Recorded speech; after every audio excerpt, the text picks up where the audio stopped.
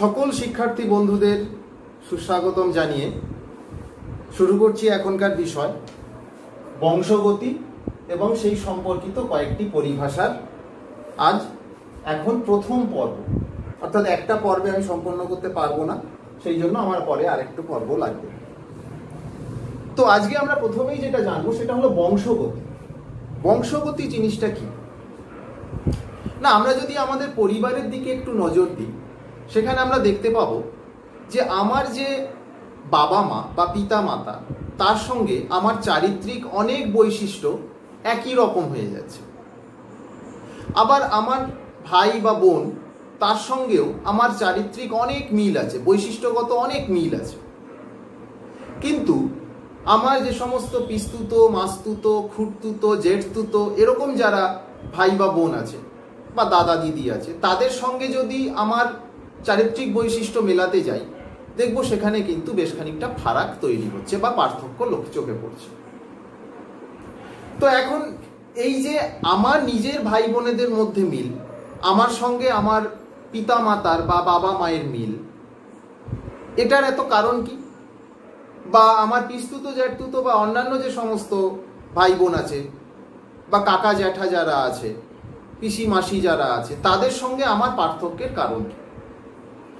এই যে কারণ, এই কারণ খুঁজতে গিয়ে প্রথম যে জিনিসটা আমাদের চোখে পড়ে সেটা হলো বংশগতি বা হেরেডিটি। অর্থাৎ আমার বাবা মায়ের যে সমস্ত চারিত্রিক বৈশিষ্ট্যগুলো সেগুলো আমার মধ্যে, আমার ভাই বোনের মধ্যে সঞ্চারিত হয়েছে। আবার আমাদের দেহ থেকে সেই সকল চারিত্রিক বৈশিষ্ট্যগুলো আমাদের পরবর্তী প্রজন্মতে চলে যাবে। এই যে বংশ পরম্পরায় চারিত্রিক বৈশিষ্ট্যের এই যে সঞ্চারণ, একেই আমরা বলি বংশগতি বা হেরেডিটি। এখানে আমি একটা সংজ্ঞা লিখেছি যে বংশগতি হলো একটা প্রক্রিয়া, যে প্রক্রিয়ার মাধ্যমে জিনে বর্তমান, আমরা জিন কাকে বলে সেটা পরের দিন জেনে নেব, তো সেই জিনে বর্তমান চারিত্রিক বৈশিষ্ট্যগুলি জনিত্রী অর্থাৎ পিতা মাতার থেকে জননের মাধ্যমে অপত্য অর্থাৎ সন্তানের যে জনু, সেই জনুতে সঞ্চারিত হয়, তাকেই আমরা বলি বংশগতি।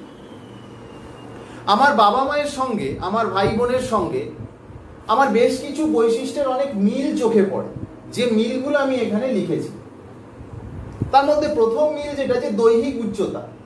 পিতা মাতার দৈহিক উচ্চতার সঙ্গে সন্তানদের দৈহিক উচ্চতা কিন্তু অনেকটা মিলে যায়। অর্থাৎ পিতা মাতা যদি বেঁটে হয়, সন্তান সন্ততি বেঁটে হয়। পিতা মাতা যদি লম্বা হয়, সন্তান সন্ততি সেক্ষেত্রে লম্বা হতে দেখা যায়।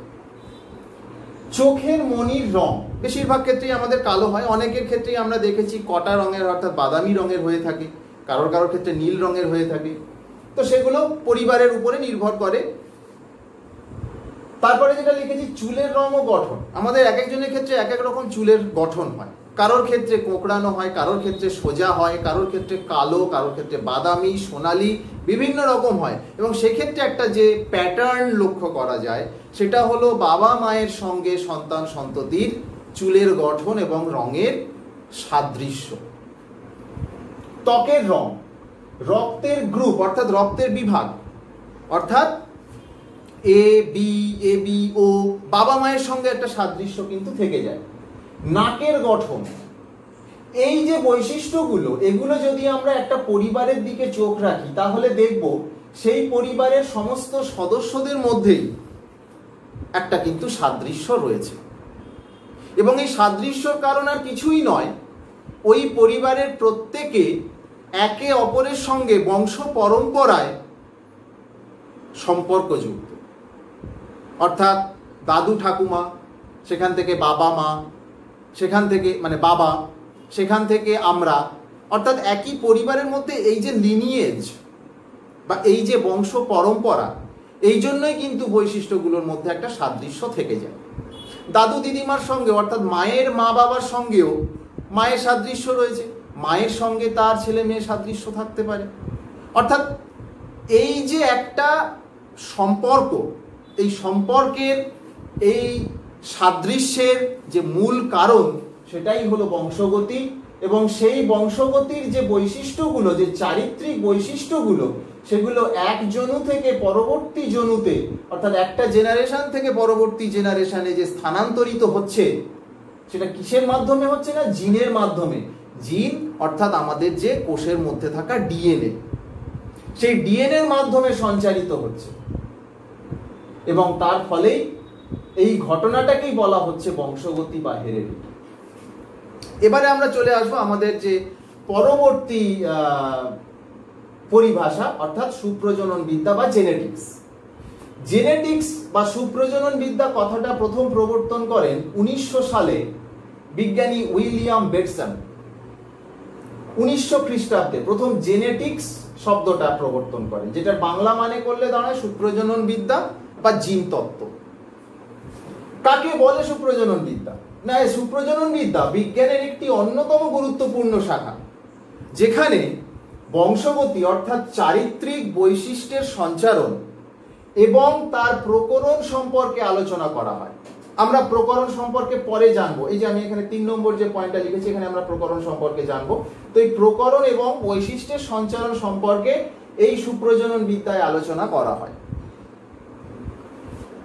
সুপ্রজনন বিদ্যাকে সর্বপ্রথম তার গবেষণা, তার সূত্র, তার তত্ত্ব দিয়ে মানুষের সামনে তুলে ধরেন যে ভদ্রলোক, যে বিজ্ঞানী, তাকে আমরা সুপ্রজনন বিদ্যার জনক বা ফাদার অফ জেনেটিক্স বলে থাকি। তিনি হলেন Gregor Johann Mendel. Gregor Johann Mendel জন্মগ্রহণ করেন 1822 সালে। 1884 সাল পর্যন্ত তিনি বেঁচে ছিলেন। গ্রেগর জোহান মেন্ডেল কে ছিলেন? তিনি একজন দিকপাল ছিলেন। পদার্থবিদ্যা, প্রাকৃতিক বিজ্ঞান, কেমিস্ট্রি, বিভিন্ন বিষয় নিয়ে তিনি প্রচুর পড়াশোনা করেন। রসায়ন, প্রচুর বিষয় নিয়ে তিনি পড়াশোনা করেছিলেন। তিনি ছিলেন তৎকালীন অস্ট্রিয়া, যেটা বর্তমানে চেক প্রজাতন্ত্রের অন্তর্গত, সেখানে ব্রোনো বলে একটা শহর ছিল। সেই ব্রোনো শহরের অগাস্টিনিয়ান মনেস্ট্রি অর্থাৎ অগাস্টিনিয়ান মঠের একজন ধর্মযাজক ছিলেন। তার আগে তিনি অনেক জায়গায় পড়াশোনা করেছেন, এরকম মিশনারি কলেজে, এবং সেখানেই থেকেছেন। সেখানে থেকে পড়াশোনা করে তিনি পরবর্তী সময় এখানেই অগাস্টিনিয়ান মনেস্ট্রির ধর্মযাজক রূপে কর্মভার গ্রহণ করেন। তিনি কি করেছিলেন, কেন মেন্ডেল বিখ্যাত বা কেন মেন্ডেলকে সুপ্রজনন বিদ্যার জনক বলা হয়, সেটা আমরা এই পরবর্তী আলোচনা থেকে বুঝে যাব। 1856 খ্রিস্টাব্দ থেকে 1863 খ্রিস্টাব্দ পর্যন্ত এই ভদ্রলোক অর্থাৎ বিজ্ঞানী গ্রেগর জোহান মেন্ডেল মটর গাছের উপরে শঙ্করায়ন পরীক্ষা করেন। কি পরীক্ষা সেটা আমরা পরে জানবো। এই পরীক্ষাগুলো যে তার গবেষণালব্ধ যে ফলাফল, সেটা 1866 খ্রিস্টাব্দে এক্সপেরিমেন্টস ইন প্ল্যান্ট হাইব্রিডাইজেশন এরকম নামের একটা গবেষণা পত্র তিনি প্রকাশ করেন। কোথা থেকে সেই গবেষণা পত্রটি প্রকাশ হয়? না, ব্রনো ন্যাচারাল সায়েন্স সোসাইটি থেকে এই গবেষণা পত্রটি প্রকাশিত হয়। এই গবেষণা পত্র 1866 সালে প্রকাশিত হওয়ার পর তার এই গবেষণাকে কোনো বিজ্ঞানী তৎকালীন যুগে গুরুত্ব দিতে চাননি। সেই অবস্থায় তার মৃত্যু হয় 1884 সালে। তার মৃত্যুর 16 বছর পরে 1900 খ্রিস্টাব্দে তিনজন বিজ্ঞানী হুগো দা ভ্রিশ, বিজ্ঞানী কার্ল কোরেন্স এবং বিজ্ঞানী এরিক ভন সেরম্যাক সেসেনেক, এই যে তিন বিজ্ঞানী ভ্রিশ, বিজ্ঞানী কোরেন্স এবং বিজ্ঞানী সেরম্যাক, তার এই যে গবেষণালব্ধ ফলাফলকে পুনরায় পরীক্ষা করে দেখেন এবং সেই তার ফলাফলকে সুপ্রতিষ্ঠিত করেন তার মৃত্যুর 16 বছর পরে 1900 খ্রিস্টাব্দে। এরপরেই সারা বিশ্বের মানুষ বিজ্ঞানী গ্রেগর জোহান মেন্ডেলকে চিনতে পারেন, তার সঙ্গে পরিচিত হন এবং তার এই মহান কাজের জন্য তাকে আমরা ফাদার অফ জেনেটিক্স বা সুপ্রজনন বিদ্যার জনক বলে অভিহিত করে থাকি। তার এই যে পরীক্ষালব্ধ সূত্রগুলি, এগুলি মেন্ডেলিজম বা মেন্ডেলবাদ নামে পরিচিত। মেন্ডেলের এই বংশগতির সূত্রগুলোকেও অনেক সময় মেন্ডেলের বংশগতির সূত্র বা মেন্ডেলস ল অফ ইনহেরিটেন্স বলেও অনেক সময় উল্লেখ করা হয়। তিনি দুটো সূত্র আবিষ্কার করেন। আমরা সেটা যখন ডিটেলসে পড়বো তখন সেই সূত্রগুলো আরো বিশদে জেনে নেব। এরপরে যেটা আমরা আসবো সেটা হচ্ছে প্রকরণ বা ভ্যারিয়েশন।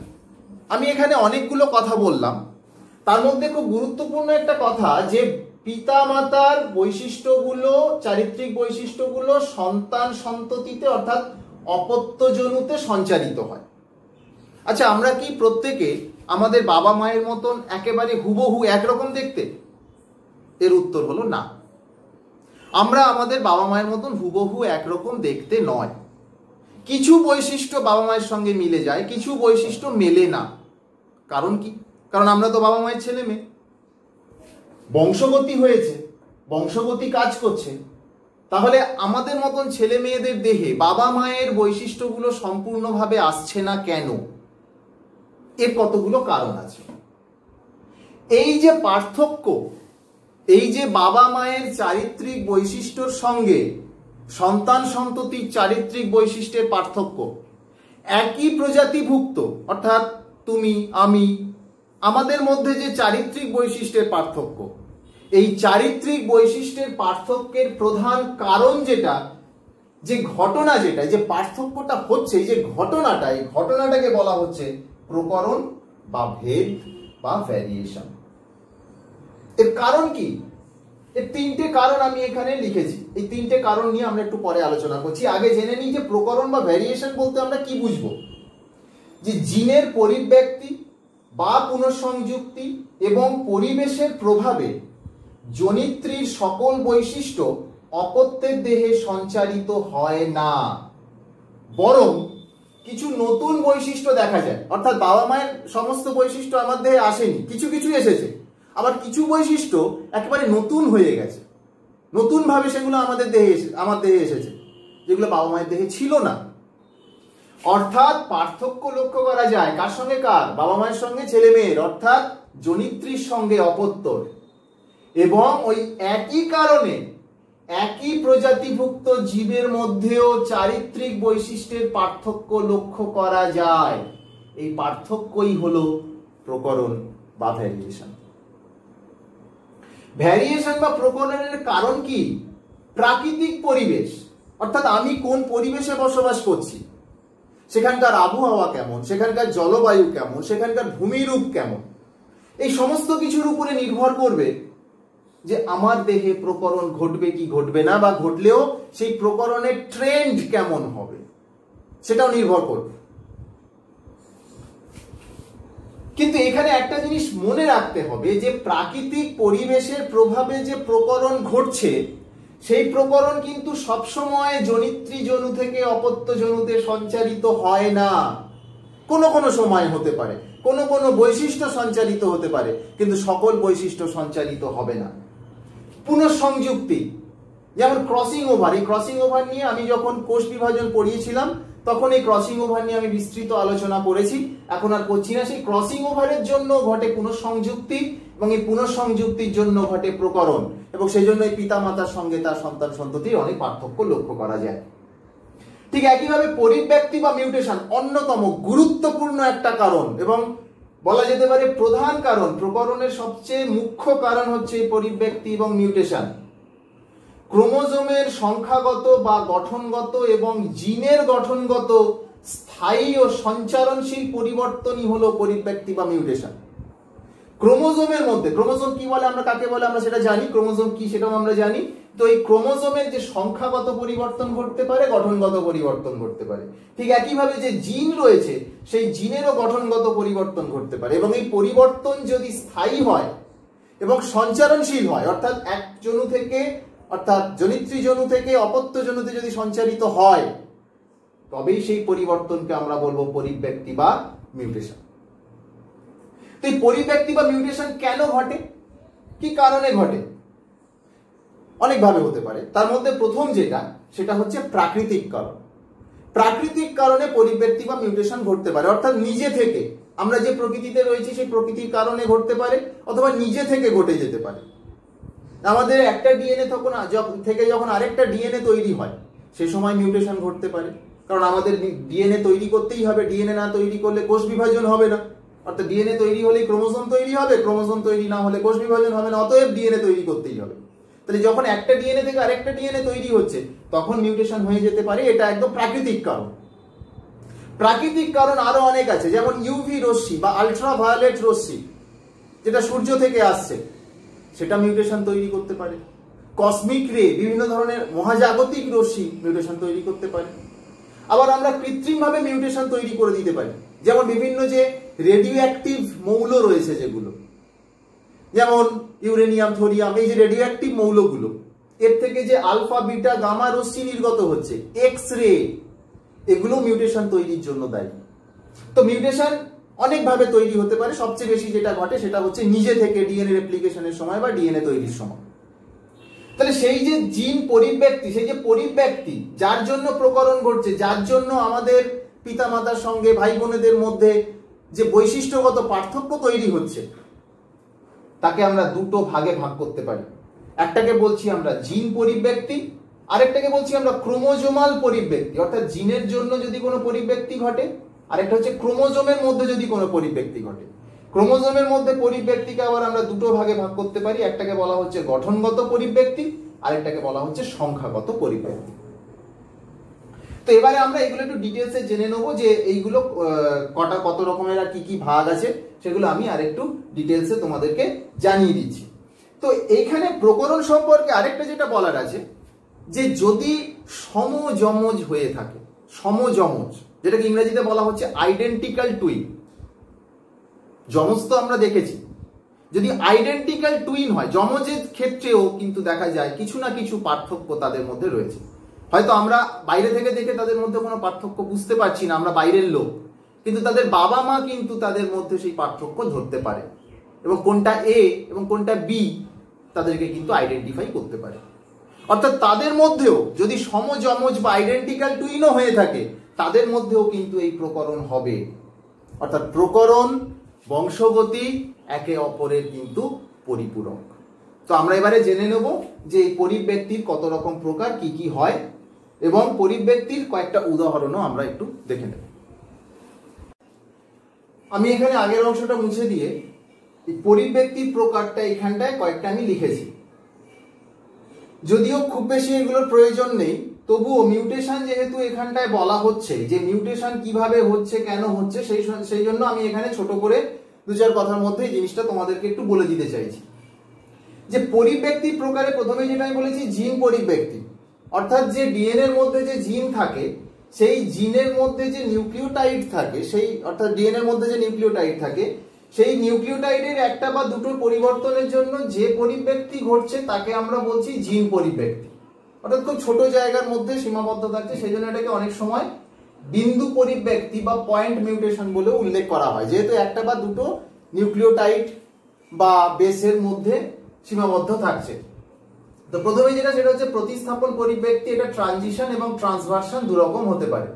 ট্রানজিশনে কি হচ্ছে না, একটা পিউরিন বেস বা একটা পিউরিন নিউক্লিওটাইড আরেকটা পিউরিন নিউক্লিওটাইডকে প্রতিস্থাপিত করছে, আর ট্রান্সভার্সন বা পিরিমিডিন একটা আরেকটা পিরিমিডিনকে প্রতিস্থাপিত করছে। ট্রান্সভার্সনে কি হচ্ছে, পিউরিন পিরিমিডিনকে প্রতিস্থাপিত হচ্ছে, আবার পিরিমিডিন পিউরিনকে প্রতিস্থাপিত করছে। তো এগুলো ডিটেলসে আমি অন্য ভিডিওতে আবার পরে বলবো, যে মিউটেশন কিভাবে হয়, কতটা কি কারণে ঘটে, এগুলো অন্য একটা ভিডিওতে মিউটেশন নিয়ে আমরা পরে আরেকদিন বিস্তারিত আলোচনা করব। আজকে শুধু এইটুকু শুধু মাথায় রাখার চেষ্টা করো। 2 নম্বর হচ্ছে ফ্রেম শিফট পরিব্যক্তি। এখানে সংযোজন হতে পারে, অর্থাৎ দুটো পাশাপাশি অবস্থিত নিউক্লিওটাইডের মধ্যে আরেকটা নিউক্লিওটাইড জোর করে ঢুকে বসে পড়ল, সেটা হচ্ছে সংযোজন বা অ্যাডিশন। এমন হতে পারে যে কোনো একটা নিউক্লিওটাইড ওই জিনের মধ্যে থেকে বাদ চলে গেল, তখন তাকে আমরা বলবো বিয়োজন বা ডিলিশন। তাহলে এই হচ্ছে জিনের মধ্যে পরিব্যক্তি। ঠিক একইভাবে ক্রোমোজোমের গঠনগত পরিব্যক্তি হতে পারে। আমি এখানে বলেছি যে ক্রোমোজোমাল পরিব্যক্তি দুরকম, একটা গঠনগত, একটা সংখ্যাগত। তাহলে গঠনগত ক্রোমোজোমাল যে পরিব্যক্তি, তার মধ্যে প্রথম হচ্ছে ডিলিশন, ক্রোমোজোমের একটা অংশ কেটে বাদ চলে গেল।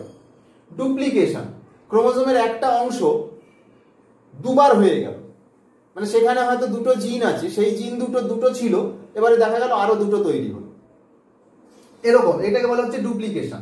ইনভার্সন, ক্রোমোজোমের একটা অংশ কেটে বেরিয়ে এলো, এসে 180 ডিগ্রি ঘুরে গিয়ে আবার জুড়ে গেল।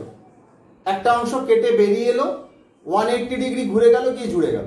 এটাকে বলা হচ্ছে ইনভার্সন। ট্রান্সলোকেশন, একটা ক্রোমোজোম থেকে কেটে অন্য আরেকটা ক্রোমোজোমে গিয়ে জুড়ে গেল। ধরা যাক 1 নম্বর ক্রোমোজোম থেকে কেটে গিয়ে 8 নম্বর ক্রোমোজোমে জুড়ে যাচ্ছে, এটাকে বলা হচ্ছে ট্রান্সলোকেশন। এটাকে বলা হচ্ছে ক্রোমোজোমের গঠনগত পরিব্যক্তি। প্রত্যেকটাই গঠনে একটা পরিবর্তন ঘটছে। ক্রোমোজোমের সংখ্যাগত পরিব্যক্তি, সংখ্যার যদি পরিবর্তন হয়, যদি একটা দুটো ক্রোমোজোমের মধ্যে সেই সংখ্যাটা সীমাবদ্ধ থাকে, তখন তাকে আমরা বলবো অ্যানিউপ্লয়েডি। আর যদি পুরো ক্রোমোজোমের সেটটাই যদি পরিবর্তন হয়ে যায়, তখন তাকে আমরা বলবো ইউপ্লয়েডি। তাহলে যদি একটা দুটোর মধ্যে সীমাবদ্ধ থাকে, যে অ্যানিউপ্লয়েডি যেটা আমি বললাম, সেই অ্যানিউপ্লয়েডি এক হতে পারে নালিজমি, যে কোনো একটা ক্রোমোজোম দুটো থাকার কথা সে একটাও নেই, সেরকম ঘটনাকে আমরা বলবো নালিজমি। দুটো থাকার কথা একটা আছে, তাকে আমরা বলবো মনোজমি। কোনো একটা ক্রোমোজোমে দুটো থাকার কথা সে তিনটে হয়ে গেছে, তখন তাকে আমরা বলবো ট্রাইজমি। কোনো একটা ক্রোমোজোমে দুটো থাকার কথা চারটে হয়ে গেছে, টেট্রাজমি। অর্থাৎ এখানে একটা নির্দিষ্ট ক্রোমোজোম বা দুটো নির্দিষ্ট ক্রোমোজোমের মধ্যে এই ঘটনাটা সীমাবদ্ধ, সেই জন্য এটাকে বলা হচ্ছে অ্যানিউপ্লয়েডি। আর যদি পুরোপুরি সম্পূর্ণ সেটটার উপরে নির্ভর করে, যে পুরো সেটের পরিবর্তন হচ্ছে, পুরো সেটের যতগুলো ক্রোমোজোম আছে সবগুলোর পরিবর্তন হচ্ছে, তখন তাকে আমরা বলবো ইউপ্লয়েডি। যেমন হ্যাপ্লয়েডি বা হ্যাপ্লয়েড, এটা তোমরা বারবার শুনেছো, যে n সংখ্যক ক্রোমোজোম যদি থাকে, অর্থাৎ প্রতিটা ক্রোমোজোম যদি একটা করে থাকে, তখন তাকে আমরা বলবো হ্যাপ্লয়েড। ডিপ্লয়েড কি? যখন প্রতিটা ক্রোমোজোম দুটো করে আছে, অর্থাৎ 2n, তখন তাকে আমরা বলবো ডিপ্লয়েড। তাহলে ডিপ্লয়েডটা স্বাভাবিক আমাদের জন্য। আমরা যদি মানুষের কথা ভাবি, তাহলে ডিপ্লয়েডটা স্বাভাবিক। সমস্ত কোষে, দেহ কোষের মধ্যে এটা আমরা দেখতে পাই। আর জনন কোষের মধ্যে থাকে হ্যাপ্লয়েড। কিন্তু ট্রিপ্লয়েড, এটা তো আনইউজুয়াল, সচরাচর থাকে না। অর্থাৎ সমস্ত ক্রোমোজোম গুলো তিনটে করে রয়েছে, অর্থাৎ 3 সেটস অফ ক্রোমোজোম প্রেজেন্ট, তখন তাকে আমরা বলবো 3n বা ট্রিপ্লয়েড। আর এটা হচ্ছে হেক্সাপ্লয়েড, এর মাঝখানে আরো হতে পারে। হেক্সাপ্লয়েড হচ্ছে যখন প্রতিটা ক্রোমোজোম 6টা করে আছে, অর্থাৎ ক্রোমোজোমের সেট হচ্ছে 6। সাধারণভাবে গমের ক্ষেত্রে দেখা যায় এটা 6n হতে। তাহলে এই যে পরিব্যক্তি বা মিউটেশন, এই মিউটেশনের জন্য কিন্তু প্রকরণ ঘটতে পারে। এবং প্রকরণ ঘটলে কি ঘটে? এই যে আমাদের মধ্যে যে এত বিস্তর ফারাক, সবাই মানুষ প্রজাতির, সারা পৃথিবীতে 650 কোটি মানুষ বসবাস করে, প্রতিটা মানুষ প্রতিটা মানুষের থেকে আলাদা। কত পাখি বসবাস, কত শালিক পাখি বসবাস করে সারা পৃথিবীতে, প্রতিটা পাখি প্রতিটা পাখির থেকে আলাদা। এখন তোমরা প্রশ্ন করবে যে স্যার কই, আমরা তো দেখে চিনতে পারি না। ঠিক কথা, কিন্তু একটা পাখির বাসায় যখন ওই মা পাখিটা ছাড়া অন্য আরেকটা মহিলা পাখি বা স্ত্রী পাখি যখন ওই বাসায় প্রবেশ করে, তখন কি বাচ্চাগুলো চুপচাপ খেয়ে নেয় তার কাছ থেকে? না। কেন না? কারণ এই বাচ্চাগুলো চেনে তার মাকে, তার মা চেনে ওই বাচ্চাগুলোকে। অর্থাৎ তাদের মধ্যে নিশ্চয়ই কিছু একটা বৈশিষ্ট্যগত মিল রয়েছে, যা দেখে তারা চিনতে পারে। তারা তাদেরকে চিনতে পারে, আমরা আমাদেরকে চিনতে পারি। এটাই হচ্ছে ব্যাপার। অর্থাৎ এই পৃথিবীতে প্রতিটা মানুষ প্রতিটা মানুষের থেকে আলাদা। কেন আলাদা হয়েছে? সেই আলাদা হওয়ার কারণটাই হচ্ছে এই প্রকরণ। এই প্রকরণের জন্যই আলাদা হয়েছে। এই প্রকরণ ঘটার প্রধান কারণ যেটা, সেটা হচ্ছে পরিব্যক্তি বা মিউটেশন। এছাড়া হতে পারে পুনঃসংযুক্তি, যেমন ক্রসিং ওভার এবং প্রাকৃতিক পরিবেশ। এরপর আমরা দেখে নেব এই প্রকরণের কি উদাহরণ আছে। তোমাদের সিলেবাসে দুটো উদাহরণ রয়েছে। এইখানে আমি প্রকরণের তোমাদের সিলেবাস অনুযায়ী দুটো উদাহরণ দিয়েছি। প্রথমটা হচ্ছে মুক্ত ও সংযুক্ত কানের লতি। কানের লতি কাকে বলে? এই যে আমার কানটা ভালো করে লক্ষ্য করো তোমরা, এইটা হচ্ছে কানের লতি। একটু ভালো করে খেয়াল করলে দেখবে যে আমার কানের লতিটা কিন্তু এখান থেকে ঝোলা, অর্থাৎ এখানে জোড়া নয়। অনেকের ক্ষেত্রে কি হয়, কানের লতিটা এখান থেকে এটা পুরোপুরি এরকম ভাবে জোড়া থাকে। তো যাদের ক্ষেত্রে এটা কানের লতিটা যুক্ত থাকে তাদের বলা হচ্ছে সংযুক্ত কানের লতি। আর যাদের ক্ষেত্রে এরকম খোলা অবস্থাতে থাকে, জাস্ট এটা ঝুলে থাকে নিচে, যেখানে মেয়েরা সবাই দুল পরে, সেই জায়গাটাকে বলা হচ্ছে মুক্ত কানের লতি। এখন বেশিরভাগ মানুষের ক্ষেত্রে কোনটা দেখা যায়? মুক্ত কানের লতি, অর্থাৎ সবাই কানের লতিতে, মেয়েরা বিশেষ করে দুল পরে, ছেলেরাও আজকাল অনেকে কানের দুল পরছে। তাহলে এই জায়গাটা হচ্ছে মুক্ত কানের লতি। অনেকের ক্ষেত্রে দেখা যাচ্ছে সংযুক্ত কানের লতি। সেক্ষেত্রে কি হচ্ছে না, কানের লতিটা গালের সঙ্গে বা মুখের সঙ্গে সংযুক্ত অবস্থাতে থাকছে। এর মধ্যে প্রকট গুণ কোনটা?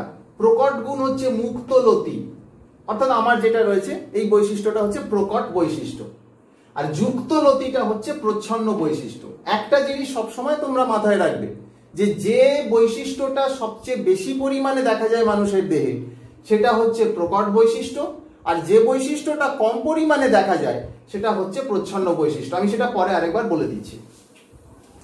এই দুটো বৈশিষ্ট্যই কিন্তু মিউটেশনের ফলেই সৃষ্টি হয়েছে।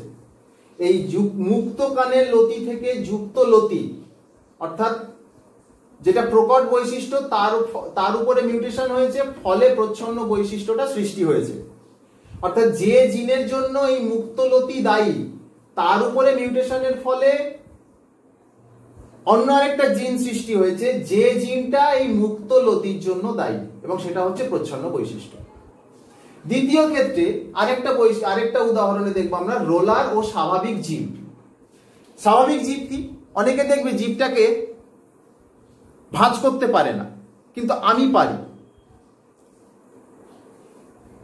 এই যে জীবটা ভাঁজ হচ্ছে, আবার দেখো এটা তোমরা চেষ্টা করেও দেখতে পারো যে যাদের ক্ষেত্রে জীবটা ভাঁজ হয় তাদের হচ্ছে রোলার জীব, যারা জীবকে ভাঁজ করতে পারে না তাদেরটা হচ্ছে স্বাভাবিক জীব। এইখানে মজার ব্যাপার, স্বাভাবিক জীব প্রচ্ছন্ন বৈশিষ্ট্য, কারণ খুব কম মানুষ পারে না, বেশিরভাগ মানুষ জীব ভাঁজ করতে পারে, সেটা হচ্ছে প্রকট বৈশিষ্ট্য। মিউটেশনটা কার উপরে হয়েছে? স্বাভাবিক জীবের উপরে মিউটেশন হয়েছে, অর্থাৎ প্রচ্ছন্ন বৈশিষ্ট্যের উপরে মিউটেশনের ফলে প্রকট বৈশিষ্ট্য সৃষ্টি হয়েছে। অর্থাৎ স্বাভাবিক জীবের জন্য দায়ী জিনের উপরে মিউটেশন হয়েছে, তার ফলে অন্য আরেকটা জিন সৃষ্টি হয়েছে যেটা রোলার জীবের জন্য দায়ী, এবং রোলার জীবটা প্রকট হয়ে গেছে। এখানে কিন্তু উল্টো, এখানে প্রকট বৈশিষ্ট্যটার উপরে বা প্রকট জিনটার উপরে মিউটেশন হয়েছিল, প্রচ্ছন্ন জিন তৈরি হয়েছিল। এখানে প্রচ্ছন্ন জিনের উপরে মিউটেশন হয়েছে এবং প্রকট জিন তৈরি হয়েছে। এই মিউটেশনকে সেজন্য আমরা বলতে পারি প্রচ্ছন্ন পরিব্যক্তি বা প্রচ্ছন্ন মিউটেশন, এবং এই মিউটেশনকে আমরা বলতে পারি প্রকট মিউটেশন বা প্রকট পরিব্যক্তি। রিসিসিভ মিউটেশন, ডমিন্যান্ট মিউটেশন, প্রচ্ছন্ন পরিব্যক্তি, প্রকট পরিব্যক্তি।